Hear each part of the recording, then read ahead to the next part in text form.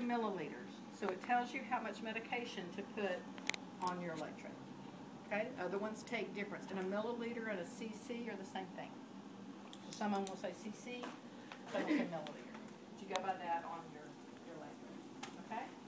So if we look at our step-by-steps, connect the lead wires to the electrodes. So you've got your electrodes here. These are your lead wires. They're a little different from everything you've had. They aren't pin leads. They're alligator clips. Okay? When you look closer, you'll see that the little metal part of the alligator clip is closer to one side than the other. That's the side that needs to be by the medication. We're going to be using fake dexamethasone. This is just tap water. It's not real medication, but we pretend dexamethasone in there. So we're going to put the negative lead onto our active electrode and our positive lead onto the dispersion. Okay? Step 2, prepare and attach electrodes as directed in packet.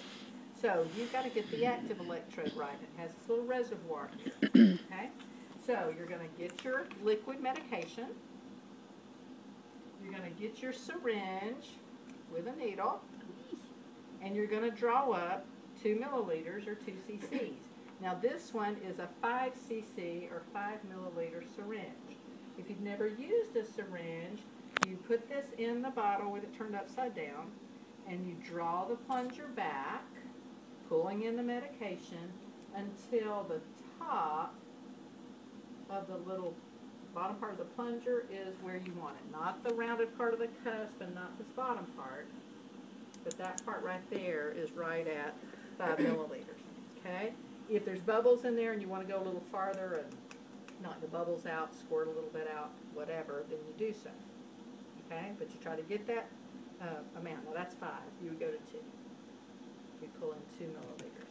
This says 2.5. Ours are 2 now. Okay, So change so that to 2. Again, different size electrodes. Let me look on our brain and make sure they're the same. But in a setting, we would know just by looking at the On your package. electrodes. So 2 milliliters are appropriate for this. Okay? Now, each one of these numbers are a milliliter.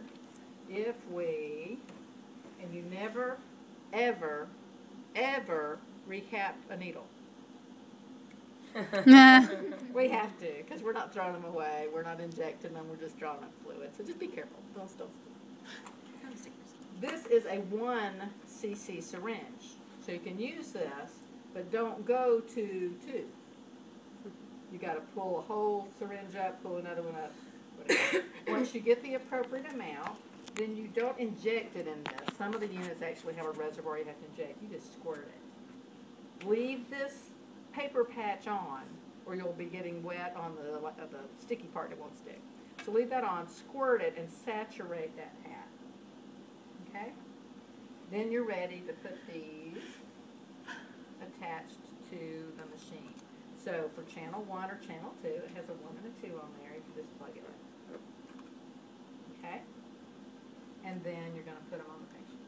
So this will go over your target tissues. This will go non-antagonistic group. Today, what I want you to do is each group use 1 or 2 sets of pads throughout the whole group. Okay? Probably 1 per group because we're going to have 4 groups. Because these are really expensive. It costs, this is a package of 10 or 12, something like that, and it's like $70 or something. So we don't want to just throw these away. So if you've never drawn up, practice drawing up, we're not going to leave it on the whole time, so it'll still stay saturated enough kind of within that. Normally, one-time use comes, but they're too expensive for us to do that. Okay? So put it on your patient in contact. Okay? Verify device is off and connect your lead wires, which we did that.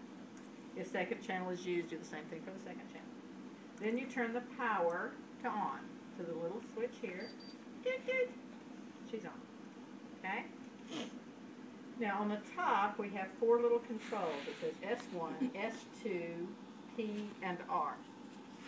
You turn it to S1 first, and that's to set the dosage for channel 1. Okay? So it'll come up, channel 1, channel 2, dose in milliamp minutes. Unless told otherwise, assume 40. So we'll use the up and down arrows here underneath where it says dosage. and you do it up to 40 for channel 1. You would then turn it to channel S2 if you're doing the same thing for channel 2. Okay?